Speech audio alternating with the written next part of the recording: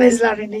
దేవునికి మహిమ కలుగును గాక. మరి ఉదయకాలము దేవుని యొక్క సన్నిధానంలో మీతో కలుసుకున్నట్టుకు మనందరికి దేవుడు నాకు మీకు ఇచ్చిన ఆయుష్ను బట్టి దేవాది దేవునికి మహిమ ఘనత ప్రభావములు కలుగును గాక. దేవుని యందు విశ్వాసం ఉంచున్నాము, దేవుని యందు ఆనందిస్తున్నాము. మన ప్రతి పరిస్థితిలో ఆయన తోడుగా ఉండి మనల్ని బలపరుస్తాడు. అది నిజం. నిజం నమ్మితే దేవుని మహిమను నిరంతరం మనము చూస్తాం. మనం ఇంకొక రాజు, ఆయన పేరు యెహోషాపాతు. 2వ దినవృత్తాంతాలు 20వ అధ్యాయంలో ఆయన గురించినటువంటి విషయాలు ఉంటాయి.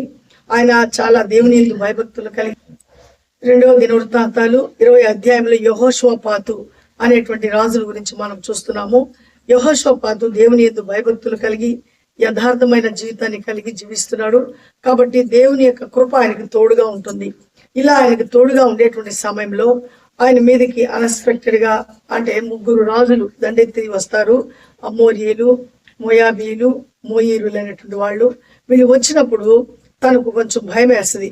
దేవుని దగ్గరికి వెళ్ళి ప్రార్థిస్తాడు, దేవా వాళ్ళైతే 3 రాజ్యాల వాళ్ళు మా మీదకి వస్తున్నారు, ఇప్పుడు వాళ్ళని ఎలా మేము ఎదుర్కోవాలో మాకైతే ఆ యొక్క జ్ఞానం లేదు, మరి ముఖ్యంగా వాళ్ళంత సైన్యం కూడా మా దగ్గర లేదు, కాబట్టి ఏమి చేయాలో తోచటం లేదు, జ్ఞాపకం చేసుకోమని తన యొక్క పితరులకు దేవుడు ఎలా తోడుగా ఉన్నాడు, అబ్రహాముకు, ఇస్సాకు, యాకోబుకు ఎలా తోడుండి వాళ్ళని కాపాడుతూ వచ్చి వాళ్ళని బలపరిచాడు, అలాంటి వాళ్ళని అందరినీ జ్ఞాపకం చేసుకుంటూ దేవుని యొక్క కృపను గుర్తు చేస్తూ ఆయన ప్రార్థిస్తాడు. ఆ ప్రార్థనలో పిల్లలు, పెద్దలు అందరూ కూడా దేవుని సన్నిధానానికి వచ్చి విలపిస్తూ దేవుని సన్నిధానంలో ఉంటారు.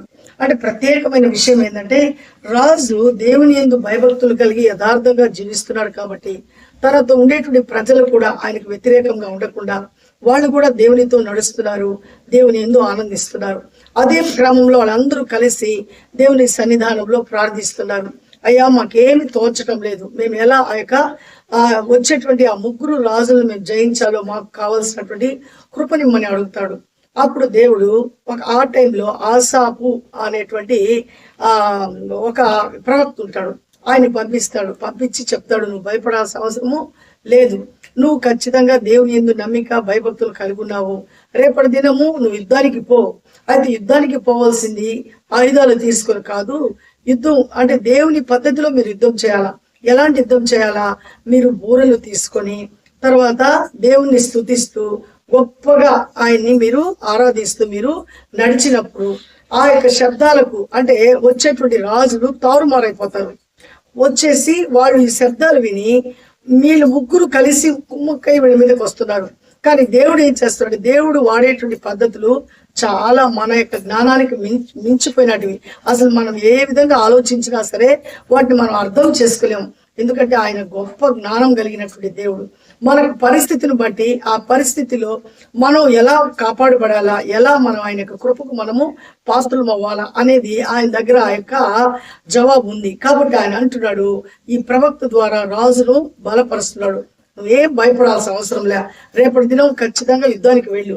యుద్ధానికి వెళ్ళేటప్పుడు నువ్వు ఏమాత్రము యుద్ధ ఆయుధాలు లేకుండా నీ యొక్క సైన్యాన్ని పంతులుగా నిలవబెట్టు. వాళ్ళు చేయాల్సిన పనులు ఏంటంటే స్తుతించాలా, బోర్లు ఊదాలా, దేవుని నామాన్ని ఘనపరచాలా.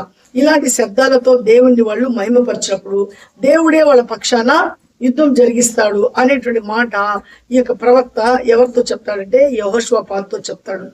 ఆయన విని అలాగే చేస్తాడు.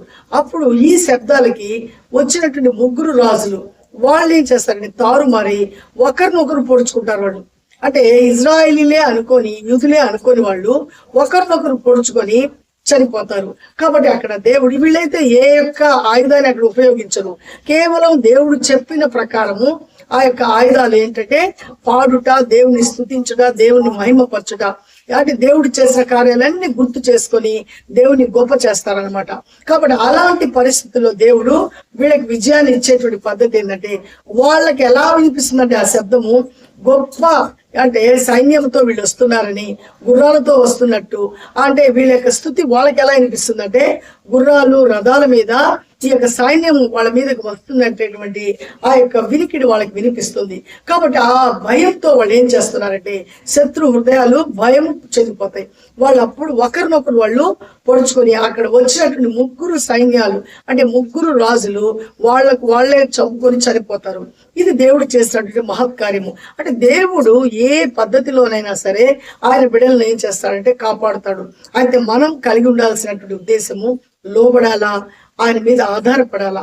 ఆయనకు మనం ఇష్టలుగా మనం జీవించి ఉంటే ఆయన ఖచ్చితంగా మనల్ని ఏం చేస్తాడంటే ప్రతి సమస్య నుంచి ఆయన మనల్ని విడుదలిస్తాడు. యెహోషాపాతు చేసినటువంటి ప్రార్థన అద్భుతం.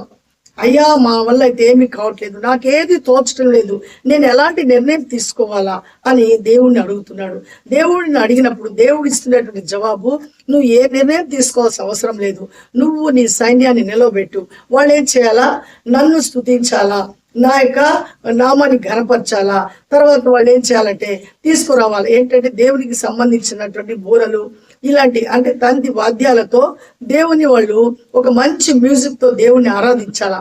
ఇలా వాళ్ళు చేస్తూ ఉంటే నేను నా పద్ధతిలో వాళ్ళకి నేను యుద్ధం చేసి మీకు జయాన్ని ఇస్తానని దేవుడు బలపరుస్తాడు. కాబట్టి ఆయన ఇది యుద్ధానికి పోతుంటే 3 రాజులు మా మీదకి వస్తుంటే దేవుడు ఇలా చెప్తున్నాడే అనుకోవటం లేదు రాజు. అంటే అక్కడ అపనమ్మకము రావట్లేదు. దేవుడి పద్ధతులు మనకు తెలియదు, దేవుడు చెప్పింది మనం చేద్దాము అనేటువంటి నిర్ణయాన్ని కలిగి ఉంటున్నాడు. కాబట్టి ఈరోజు మనము కూడా అలాంటి ఆలోచనలు కలిగి ఉండాలా. అంటే రాజు ఎలాంటి ఆలోచన కలిగి ఉంటున్నాడు? సంపూర్ణంగా దేవుడు చెప్పిన మాటకు లోబడుతున్నాడు. అంతేగాని ఇలా చెప్పినప్పుడు పక్కన వాళ్ళు వచ్చి ఏంది రాజు ఇది పిచ్చోడా, ఈ విధంగా వాళ్ళు 3 సైన్యాలు మన మీదకి వస్తుంటే రేపు ఏమీ లేకుండా మనం పోతే అందరిని చంపేస్తారు కదా అనేటువంటి ఉచిత సలహాలు ఇచ్చేవాళ్ళు కూడా రాజుకు ఉండకుండా పోయి ఉండరు, ఖచ్చితంగా ఉంటారు. కానీ వాళ్ళ మాట ఎందు ఆయన లక్ష్యం ఉంచలేదు. ఆయన కేవలము దేవుని మాట ఎందు లక్ష్యం ఉంచాడు. కాబట్టి పాజిటివ్ మైండ్ని కలిగి ఉన్నాడు. పాజిటివ్ మైండ్ని కలిగి దేవుడికి చేసిన ప్రార్థన విన్నాడని, తనకు జవాబు ఇస్తాడని, తనకు జయం ఇస్తాడని సంపూర్ణమైనటువంటి ఆ నమ్మకాన్ని, విశ్వాసాన్ని యెహోషాపాతు తన హృదయంలో కలిగి ఉన్నాడు. కాబట్టి ప్రజలందరినీ కూడా ఏం చేస్తున్నాడంటే ఆ యొక్క యుద్ధానికి ఆయుత్తపరుస్తున్నాడు. అప్పుడు ఆసాప్ అనేటువంటి ఈ యొక్క ప్రవక్త చెప్తున్నాడు, ఏమంటున్నాడంటే చూడు మీ రాజు ఏం చెప్తున్నాడు, మీ రాజు చెప్పినట్లు మీరు వినాలా అని ఆయన అన్నప్పుడు అప్పుడు యెహోషాపాతు ఏం చెప్తున్నాడంటే ఇదిగో మన యొక్క ప్రవక్తల మాట మనం వినాలా, ప్రవక్తల ఎందు మనం లక్ష్యం ఉంచాలా. ఎందుకంటే వాళ్ళు మనకు మేలు చేస్తారు. ఆ మేలు చేసేటువంటి ప్రవక్తలు దేవుని దగ్గర నుంచి మనకు ఆ మంచి మాట తీసుకువస్తారు. కాబట్టి మనం కృతజ్ఞత కలిగి దేవుడు చెప్పినటువంటి పద్ధతిని మనం ఆచరిస్తాము అని ప్రజలకు చెప్పుకోగలుగుతున్నాడు. ఈ యొక్క ప్రవక్తకి ఆ ప్రవక్త ఇచ్చినటువంటి మాటను పొందుకోగలుగుతున్నాడు. కాబట్టి ప్రజలు ఏం చేస్తున్నారంటే రాజు మాట తప్పకుండా ఎక్కడ కూడా వాళ్ళు వ్యతిరేకించకుండా ఏంటయ్యా యుద్ధానికి వస్తుంటే మేమేమింది బూరలు ఊదాలనా, ఈ విధంగా మేము సంగీతం చేయాలా అని వాళ్ళు తిరగబాటు చేయట్లేదు. కారణాలు ఏంటంటే వాళ్ళు దేవునితో తన రాజు ఎలా నడుస్తున్నాడు, ఆ యొక్క రాజ్య పరిపాలనలో రాజ్యం ఎలా ఉంది, యథార్థంగా ఉంది, సంతోషంగా ఉంటున్నారు, అన్ని విషయాల్లో దేవునికి లోబడుతున్నాడు రాజు. కాబట్టి రాజు ఇచ్చేటువంటి ఆ యొక్క గొప్ప ఆ పరిపాలన వాళ్ళకి నచ్చింది. కాబట్టి రాజు ఏది చేస్తే కూడా కరెక్టే చేస్తాడని రాజు ఎందు వాళ్ళు లక్ష్యం ఉంచారు. కాబట్టి దేవుడు ఏం చేస్తున్నాడంటే వాళ్ళ పక్షాన గొప్ప కార్యములు చేసి చూపిస్తున్నాడు. వాళ్ళు విన్నారు కాబట్టి కొంచెం దేవునికి సమయం ఇచ్చారు కాబట్టి వాళ్ళు చేసినటువంటి ఆ పద్ధతిని దేవుడు ఆమోదించాడు. కాబట్టి ఆ యొక్క యుద్ధాన్ని తారుమారు చేస్తున్నాడు. కాబట్టి 3 రాజులు వచ్చినటువంటి రాజులు వాళ్లకు వాళ్ళే పొడుచుకొని కొట్టుకొని చనిపోతున్నారు. కారణాలు ఏంటంటే ఆయన విధేయత కలిగి ఉంటున్నాడు. ఈరోజు మనము కూడా వింటుండేటువంటి మనము ఖచ్చితమైనటువంటి నిర్ణయాలు మనం తీసుకోవాలా. సమయం కొద్దిగానే ఉంది. మనము ఈ రోజే మన దినం, రేపటి దినం మందో కాదో మనకు తెలియదు. కాబట్టి ఈ రోజు అనేది మన చేతిలో ఉండగానే మనం సత్యాన్ని గ్రహించాలా, సత్యాన్ని మనము అనుసరించాలా, సత్యం మీద మనం ఆధారపడాలా. ఆ సత్యమే దేవుడు పంపించినటువంటి ప్రభు అయిన యేసుక్రీస్తు. ఆయన ఈ లోకానికి వచ్చి నిస్వార్థమైన సేవ చేశాడు. నిస్వార్థమైన సేవ. ఎక్కడ కూడా ఆయనకంటూ ఏది లేదు, ఎలాంటిది కావాలని కోరుకున్న తనను తాను తగ్గించుకొని దేవునితో సమానుడిగా ఉన్నప్పటికీ కూడా తను సమస్తాన్ని విడిచిపెట్టి మన కొరకు సాటి అయిన మనిషిలాగా ఈ లోకానికి వచ్చాడు. అది ఆయన మన పక్షాన చేసినటువంటి కార్యము. అంటే దేవుడే దిగి వస్తే ఎలా ఉంటది అనేది దేవుని యొక్క ప్రతి రూపంగా ప్రభు అయిన యేసుక్రీస్తుని లోకానికి దేవుడు పంపించాడు. కాబట్టి ఆయన అంటున్నాడు, మీరు నన్ను చూస్తే తండ్రిని చూసినట్టే అంటాడు.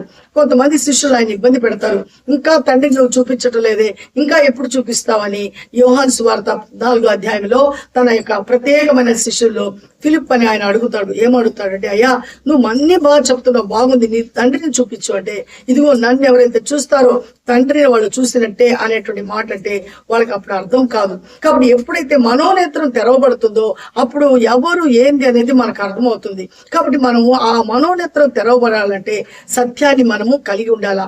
సత్యాన్ని మనం కలిగి ఉండాలంటే ఏదో చేయాల్సిన అవసరం లే, విధేయత కలిగి ఆ చెప్పిన మాటను మన హృదయంలో పెట్టుకొని మనం మన యొక్క ప్రవర్తన అంతటి మీద దేవుని అధికారానికి అప్పగించి దేవుని మీద మనం ఆధారపడినప్పుడు ఆ సత్యం మనల్ని రైట్ వేలో నడిపిస్తుంది. అపవాదం ఏం చేస్తాడంటే మనం ఉండేటువంటి ఆ రైట్ వే నుంచి ఆ ట్రాక్ నుంచి తప్పించి వాడు మనకిచ్చేటువంటి చెడ్డ ఆలోచనలతో భయం అనేటువంటి ఆలోచన ఇస్తాడు, అభద్రత అనేటువంటి ఆలోచన ఇస్తాడు, ఆ తర్వాత చెడ్డ ఆలోచనలు ఇస్తాడు, నిరాశ నిస్పృహ అనేటువంటి ఆలోచన ఇస్తాడు. కానీ మన దేవుడైతే ధైర్యం కలిగిన ఆత్మనిస్తాడు, ధైర్యపరుస్తాడు. జడియకు, భయపడకు, దిగులు పడకు, నేను నీకు తోడై ఉన్నాను అంటున్నాడు. కాబట్టి ఆయన యందు మనం లక్ష్యం ఉంచినప్పుడు యెహోషువపాతు లాంటి విజయాలు మనము పొందుకుంటాము. కాబట్టి ఆయన మీద మనం ఆధారపడి ఆయన ఇచ్చేటువంటి విజయాలకు మనము కూడా వారసులం అవ్వాలని ప్రార్థిద్దాము. మన వినికిల్లో దేవుడు మనకి ఇచ్చినటువంటి మాటల దేవుడు సమృద్ధిగా దీవించునుగాక. ఆమేన్. పరిశుద్ధుడా, జీవం కలిగిన దేవ, జీవాధిపతి, నీ స్తోత్రం నాయన. నీ మహాకృపలో అద్భుతమైన ప్రేమలో తండ్రి మరి యొక్క ఉదయకాలం నీ బిడ్డలతో కలుసుకొని మీరు ఇచ్చిన జీవం కలిగిన మాటలు మేము మాట్లాడుకున్నట్టుకు మీరు మా పట్ల చూపిన ప్రేమను బట్టి, కృపను బట్టి కృతజ్ఞతాస్తులు చెల్లిస్తున్నాం నాయన. యెహోషువపాతు యుద్ధం మీదకి నాయన ఆయన మీదకి 3 రాజులు ఆయన మీదకి వచ్చినప్పుడు ఏమి చేయాలో దిక్కు తోచని పరిస్థితుల్లో ప్రభా నీ వైపు తిరుగుతున్నాడు, నీకు ప్రార్థిస్తున్నాడు, నీ మీద ఆధారపడుతున్నాడు. తన ప్రార్థన, తన యథార్థతను మీరు చూసిన ఆయన ప్రవక్త అయినటువంటి ఆసాపును పంపించి భయపడవద్దు, ఇదిగో నేను తోడే ఉంటున్నాను, ఇదిగో వాళ్ళ పక్షాన నేను యుద్ధం జరిగిస్తాను, రేపటి దినం వాళ్ళు చేయవలసిన పని చేస్తే నేను ఖచ్చితంగా నేను వాళ్లకు ఆ యొక్క విజయం అనుగ్రహిస్తానని మీరు మాట ఇచ్చారు ప్రభా. కాబట్టి వాళ్ళు మాట విన్నారు, ఆ యొక్క విజయాన్ని పొందుకున్నారు నాయన. ఈ దినం నీ వాక్యం వింటున్నటువంటి నీ బిడ్డల్ని జ్ఞాపకం చేసుకోండి.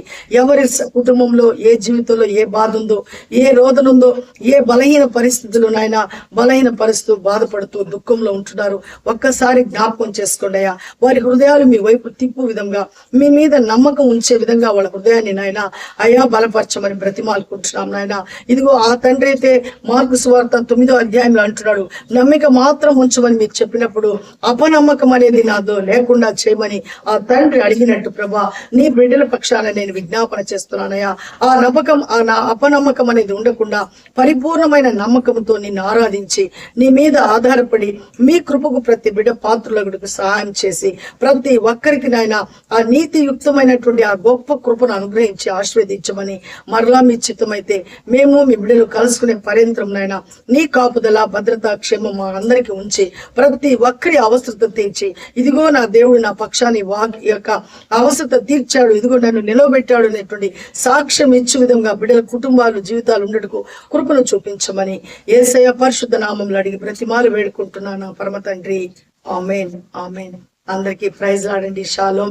దేవుడు మనకు తోడే ఉండును గాక. యెహోషువపాతు ఏ విధంగా దేవుని యందు లక్ష్యం ఉంచాడో, ఆ విధేయత చూపించాడో మనం కూడా చూపిద్దాము. అలాంటి విజయాలు మనము పొందుకుంటాం. మన వల్ల అయితే ఏమీ కాదు, దేవుడు మన పక్షాన ఉన్నప్పుడు మనం సాధించలేనట్టు ఏది కూడా లేదు. యథార్థమైన జీవితము, నిందారహితమైన జీవితము మనం కలిగి ఉండాలి. అది మనం కలిగి ఉండాలంటే ఆయన మీద ఆధారపడినప్పుడు ఆయనే అది మనకు అనుగ్రహిస్తాడు. అట్టి కృప దేవుడు మనకి ఇచ్చును గాక.